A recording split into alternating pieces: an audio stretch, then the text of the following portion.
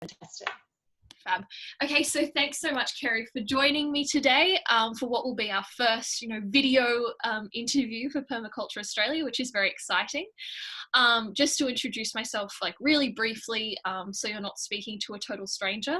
I'm Julia, and I'm a marketing communications volunteer at Permaculture Australia, and it's interviews like these that are my favorite part of the job, because I learned so much from you as quite a beginner to permaculture. So I'm really interested in learning about your background in permaculture and how you came to be here today. So I thought it'd be really interesting to interview you because you have such a strong background in permaculture education. You've worked with councils, you've worked with TAFE, the community, and as your own educator as well over the years. And you're also a member of Permaculture Central Coast. So I just want to get a sense of, why this path, what you've gotten out of it, and what you hope your students have gotten out of it as well. So I thought we could start with a question just to see how this came to be, first of all. So when did you first encounter permaculture, and who first really inspired you? So I came to permaculture in 2006. I attended a local festival called Coast Fest that we used to have here on the Central Coast, which was about music, definitely, but there was a very strong sustainability element, and we had a green tent with some really awesome speakers, including Peter Andrews. So we, really had a strong element of sustainability, and I looked at the timetable and noticed that permaculture was on the agenda, and at that point I actually hadn't heard of it. So I was really curious, and I was really eager to participate because it really resonated as soon as I read the term, and I wanted to know more. And I turned up, and unfortunately the speaker on the day didn't turn up. I'm not sure if she was sick or what happened, but luckily I connected with one of our other amazing environmentalists on the coast, Lisa Riley, who runs Carry On Eco Garden. And she said to me that, don't worry, Vicky couldn't make it today, but there will be an inaugural meeting of Permaculture Central Coast this week. So why don't you go along there and find out more about permaculture that way? So I went along to, the first meeting of Permaculture Central Coast in this iteration. We believe there was a Permaculture Central Coast group, for a couple of years, a few years prior to that. We still haven't got definite history on that, but that has sort of fallen by the wayside. But 2006, first meeting, and we started off strong, and we're still going strong after 14 years, so it's fantastic. So Vicky Gear was my first mentor and inspiration for permaculture, and she was the president, the initial president of Permaculture Central Coast, and she happened to be already teaching permaculture through TAFE, through Wyong TAFE, and offering it through the outreach programs, which are designed as pathways to people to enter further study or look to pathways for employment, and that's why they're offered for free. It's a bit of a kind of community obligation as such. And so I did a number of courses with Vicky, and the heyday of outreach in those times, we were able to offer a number of courses for free. And that's how, I got introduced to the concept, and then immediately it resonated for me, and it's what I had been searching for a number of years. I had started my working life in nursing, but had really tossed up, teaching or nursing, because that love of, nurturing people's health, but also, that love of inspiring people to learn more and to connect with education. So already that, desire to be a teacher was there, and I then went to my first Australian Permaculture Convergence in 2008 in Sydney, and there was many of the permaculture elders there. Bill Mollison was there, David Holmgren, Robin Clayfield, Robin Francis, Rosemary Morrow, Jeff Lawton, John Champagne, so many, I can't even begin to tell you. Morag Gamble, amazing. So I just left there, and I just knew I had to follow this path. And, driving back up to the Central Coast, and I was on the car, and right, I've got to sign up for a PDC now, and I've got to get on that path straight away. So I very quickly did a PDC with Purple Pear at near Maitland, Kate Beveridge and Mark Brown. Yep. And I had young children at the time, and we could do it over 5 weekends, so it made it accessible for me, which was really important to me, and has always been really important to me in education, that everybody gets to, you know, be able to go on this learning journey in a time format that works for them, and their responsibilities in daily life. So that was my first PDC, and I've gone on to study with Robin Clayfield and Virginia Solomon doing teaching and assessment to allow me to be in the vocational educational training realm, so to be a TAFE teacher. And yeah, Vicky Gear then told me that she was moving to Queensland and it was time for me to step up.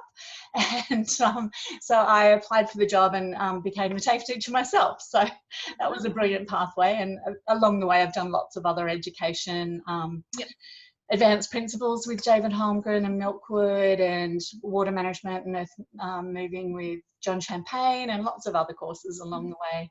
And so stepped into that role as an educator at TAFE, and offering introduction to permaculture as well as a number of other courses through there. Cool.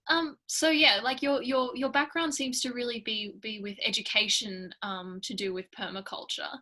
So why is this aspect particularly important to you? How did you make that decision between health and education? What really drove you towards that pathway? Well, firstly, like, I feel like all my skills have sort of led to this point. You know, permaculture to me is about health also, as well as obviously my role in permaculture as an educator and connector. So health of, you know, human beings by, you know, taking toxic chemicals out of the environment and nurturing, you know, heirloom plants that are full of nutrients, and yeah, nurturing the soil and the biota there. So that connection to human health was there, but also that desire that, you know, I'd had this amazing pathway to learn through a free course at TAFE and then go on to further study, and wanting to offer that to other people. And yeah, as I said, Vicky said, time to step up. I'm leaving, you're the natural fit, so here you go. So that was a wonderful opportunity. And again, I, you know, felt passionate about teaching at an introductory level through TAFE, because it makes it so accessible. So parents can drop children at school and can still come to class during the day and still be there at the end of the day to pick up their children from school, or grandparents with responsibilities for children. So it's been very flexible as far as that goes, but also making it accessible financially, because I know that that barrier of a couple of $1,000 often for a PDC can be a huge barrier for people of lower socioeconomic backgrounds, different cultural backgrounds as well. And so offering it through TAFE in a very inclusive environment where we have really strong support for people with disabilities and, you know, learning disabilities and physical disabilities as well, makes it a really inclusive learning environment. And I love that aspect. Wow. Okay. And so what courses are you currently teaching at TAFE? So we've had a bit of a change in the structure of TAFE, and outreach was kind of abolished. And for a little while there, I wasn't sure if I was going to be able to continue with TAFE teaching. However, another section called Pathways was able to take me up, and so I've actually moved now from the Wyong campus to the Gosford campus. And because I've, you know, been in permaculture teaching and out in community, as you say, I also teach through council workshops and a number of community events. I often speak. So, you know, I do have a Synergy Permaculture Facebook page. So my profile, you know, giving education in that platform for free as well. And then my profile had built up, so I can fill my classes really easily, because you know, people are starting to know what I'm doing and appreciating what I'm doing. So yeah, Gosford said, let's give it a go.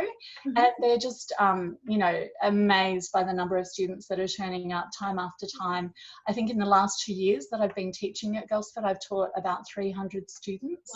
Wow. At an introductory level, and it's formatted that we do 9 weeks of learning, and it's 4 hours a week. And yeah, we just do it as a taster course, so it's structured as an introductory level, but I really reinforce to students before we start in an information session that it is about permaculture. It's just not organic gardening or edible gardening. It's the big picture of permaculture, and we start with that big picture of the ethics and the principles and a little bit of basic design and that kind of consciousness of design thinking and systems thinking. And then we, you know, zoom in a little bit more on the edible gardening to make it quite practical so people can go home and implement permaculture living straight away in their lives, whether that's composting or whether there is edible gardening.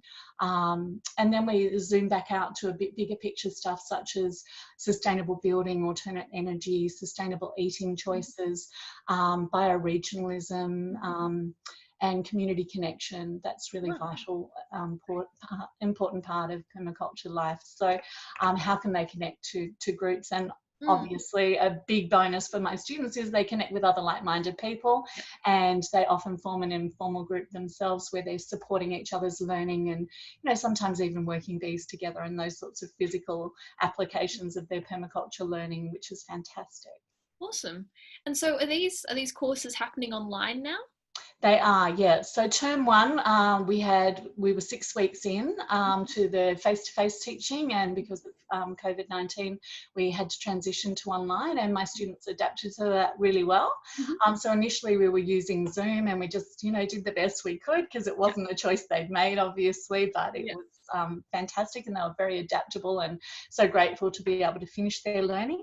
And then this last term we didn't advertise, we just did a filling of the students with the waiting list that I had, because I often have so much demand that I do have a waiting list. And then we transition, we're using Microsoft Teams now, which is a platform that TAFE prefers. And yeah, it's our first time fully online, and we've just finished the 9 weeks of learning, and everybody has been so grateful and so, you know, passionate about what they've learned and so inspired. And we've had to be very creative with it, of course, because a lot of it is, you know, that practical application of permaculture, so you can really start implementing it right now in your life. So yeah, a lot of adaptation of me demonstrating things practically, walking around the garden with my laptop and showing my garden and companion planting and showing the heat pump, hot water system and the solar panels and all aspects of our permaculture life here on our property. And then things like, you know, just giving them the theory of composting and a link to some great composting videos, and then coming back with their evidence that they've done it, and, you know, question and answers to see how that's going. You know, propagation, I sat there and had the laptop outside and we're actually doing propagation together. So yeah, we had a great journey. We had a virtual excursion, as I said, to my garden, but also to Narara Eco Village, which is here locally on the Central Coast. And one of my former students, Jeff, kindly does a talk on sustainable building and alternate energy, and then he also does a virtual tour around the Eco Village, which is just extraordinary. So we've been really adapting and resilient with our approach to teaching, and honestly it's gone better than I could have imagined. The students are full of gratefulness and wonderful knowledge and enthusiasm, and the part that I was really a bit concerned about was that community connection, because it's really important to me that they really truly feel supported in this journey and feel that there are other like-minded people around. And they've done that themselves. They've got more and more active in the chat pod, and they're sending seeds to each other through the mail, and in some cases with social distancing, you know, if they know that they're close to each other, left plants out for each other. And yeah, it's amazing. So they've really adapted so well, and still managed to have that amazing connection, which is brilliant. And one of my students already has gone on to enroll in the Certificate 4 in permaculture through Albury TAFE, in a TAFE down in southern New South Wales. So it's really great outcomes. Yeah, no, that sounds like it's working amazingly. That's so good. Yeah, it's fantastic. Yeah. So could you tell me a bit about the work that you're doing at Permaculture Central Coast? Like what does the group aim to do, and what are you working on at the moment? Yeah, look, you know, we've struggled a little bit during this period of isolation. Online platforms are not for everybody, and then those of us that have had to be online sometimes are a bit of online overload, I think. But tonight again is our monthly meeting. We meet on the 3rd Tuesday of the month, and we have an online guest speaker again. And so tonight's talk is about backyard chicken keeping. Last month was actually Jeff, the gentleman I mentioned from the Eco Village. So he did the same talk that he does for my students. He did that for Permaculture Central Coast members. And it's just, you know, I think during these difficult times, because it has been quite trying for everybody, you know, with the divisiveness and feeling isolated and the mental health issues of that, or losing income, and a lot of people have wanted to reskill. So being able to offer a platform still where you can do that. And, you know, we've had a couple of workshops where Sandra, our Vice President, has, you know, done a couple of practical kind of workshops in her garden where people have joined in online again. And it's just that resilience of permaculturists to adapt, which is brilliant. And I think that's what we do so well. And whenever there's a disaster, you know, we do so well because that is part of permaculture living and thinking, is that disaster planning. So yeah, having that resilience and helping others feel okay and that we can move forward. And, you know, I think we've all seen that there's been a huge uptake of buying seed and learning how to make sourdough and all that sort of thing. So what a great time for permaculture, because more people are aware that permaculture has lots of solutions that we can tap into. And, you know, yeah, definitely there's been so much interest on, I know, Permaculture Australia's Facebook page, and, you know, great offerings of, you know, some of the permaculturists around Australia are offering great you know, tips on how to be resilient and how to upskill in these areas. So it's been fantastic. Yeah. Oh, cool. Well, that leads really nicely to my last question, which is, I've noticed in our PA Facebook group that permaculture is really surging amongst especially beginners. And so why do you think that is? Well, because permaculture has the answers. Really, I mean, it sounds a bit twee, but, you know, that really is why, I think, because, you know, more than anything, I think all of us have realized that, yes, we need those skills, those lifestyle skills that, you know, are so embedded in permaculture, whether they're homesteading skills, you know, creating food at home when there's food scarcity, you know, being more resilient and doing with less, and all those things that are embedded in permaculture thinking and ethics and principles. And people have gotten onto that finally, which is great. I mean, it's a shame it takes something as big and as difficult as COVID, but you know, if we can capitalize that on that as permaculturists and really encourage people that there is a way forward. And for me, you know, that's always what's resonated for me. So I'm sure I'm not alone in that permaculture is about positive solutions, and people are needing that more than ever. And as well, not to forget the really important ethic, which sometimes gets a little bit left behind, is the people care. And if we do that well, then people can feel connected and can feel supported in this journey to do better and to be mindful of the planet. But also, I think, you know, most of us can relate in isolation that our biggest mental health, you know, bonus was getting out in nature and being in the garden and you know, if we can get out there, you know, I've got a rainforest on my property. I'm so lucky. So yeah, just being out there and just going, wow, life is still quite beautiful, even though it's quite different at the moment. Oh, awesome. Yeah, that's really inspiring. Those are really inspiring words. So thanks, Kerrie, for taking the time to be interviewed today. I learned a lot, and I hope all of our PA readers will learn a lot as well. Right. So thanks very much. Thanks, Julia, and it's so lovely to meet you. Yeah, you too. Okay. Thank you for keeping